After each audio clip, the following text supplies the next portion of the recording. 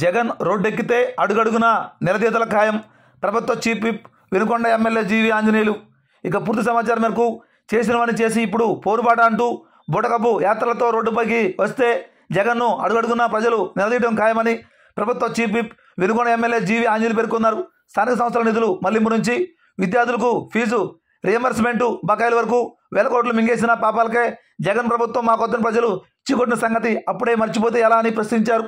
ఇప్పటికైనా తప్పులు సరిదిద్దుకొని ఆత్మ విమర్శ చేసుకోవాలని చురకలు వేశారు.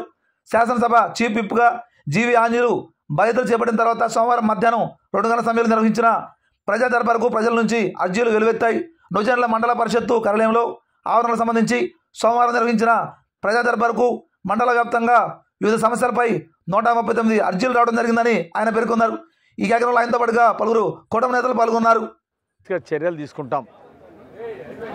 ఎక్కువ మంది అధికారులు మళ్ళీ ప్రజా సమస్యల పరిష్కారానికి ఈరోజు నడుం బిగించారు. చంద్రబాబు గారి పాలనలో, ఎన్డీఏ పాలనలో ఖచ్చితంగా బాగా పనిచేసే అధికారులకి కొండంత అండగా ఉంటాం.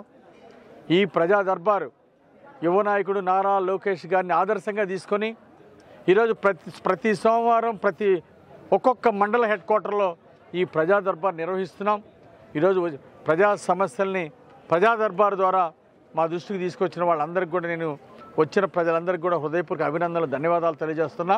ఖచ్చితంగా మీ సమస్యల పరిష్కారానికి మేము తోడుంటాం, మేము కొండంత అండగా ఉంటాం.